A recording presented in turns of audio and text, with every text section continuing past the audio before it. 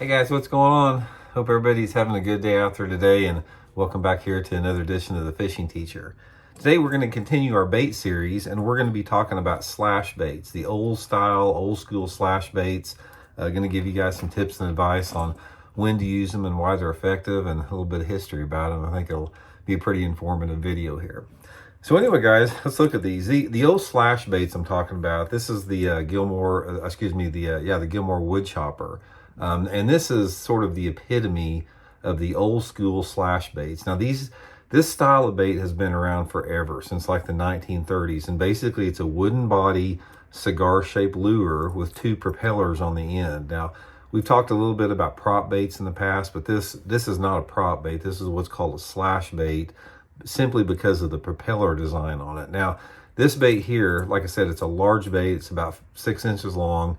And the propellers on the wood chopper here, the design on them, it makes it a very, very loud sound. It's like when the bait hits the water, and with a sharp, jerky rod tip like that, it goes zzz, zzz, like that. And it's almost like a little buzzing sound like this. It's an extremely noisy topwater lure on both sides of the propeller here.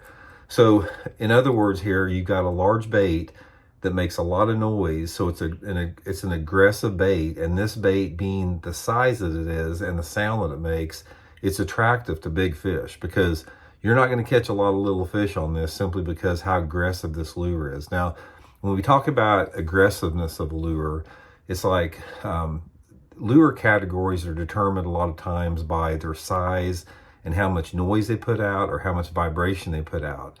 Some baits, like the wood chopper here, put out a tremendous amount of noise and commotion in the water, while another bait, say like a wacky rig or something like this doesn't put out hardly anything in the water. It's a very subtle, non-aggressive bait.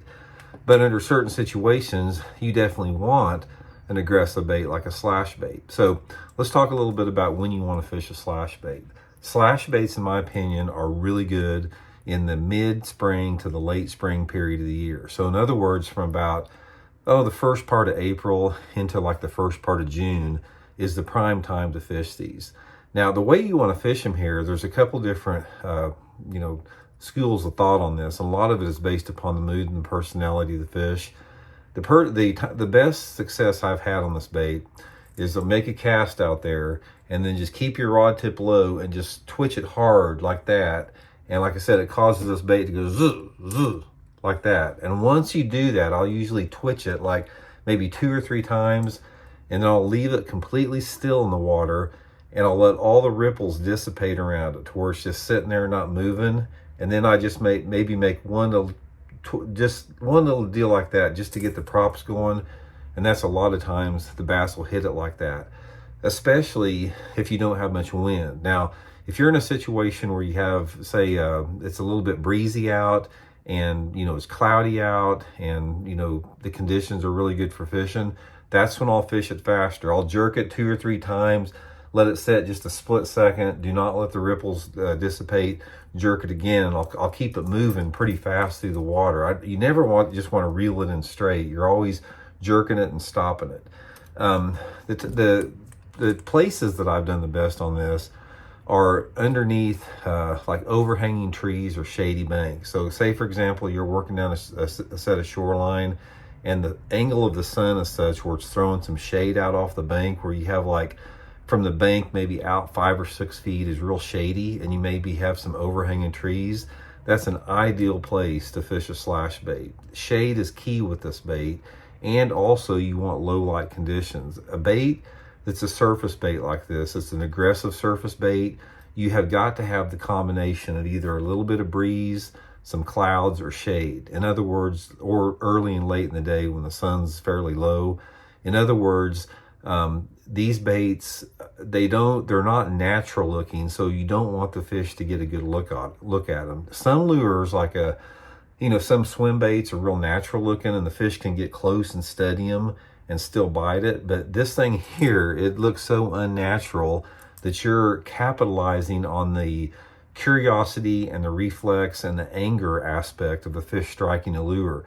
They're not hitting this thing because they think it's something real that they're going to eat and they're feeding. They're hitting it because of their other reflex parts of their being that cause them actually to strike a lure. That's another video we'll talk about some, guys, because most of the time fish do not hit a lure because they're hungry. They hit it for other parts of their, like I said, anger, curiosity, competition, reflex, all that type of stuff. But anyway, guys, this is one of the ones you want to have in your box. There's a couple different kinds. This is the Gilmore Wood Chopper. They make one called what's the other one? Well, just Google slash baits. Jumper, yeah, Gilmore Jumper. Or maybe this isn't a Gilmore, but anyway, this is a wood chopper, and they make one called a Jumper, which has a little bit different blade configuration. But I think you can probably get these slash baits at Bait Works here in Springfield, so I'll put the link in the description. You guys may check them out there. But anyway, guys, just another bait to add to your arsenal, the slash baits. The two colors I prefer are, let me get my box out here.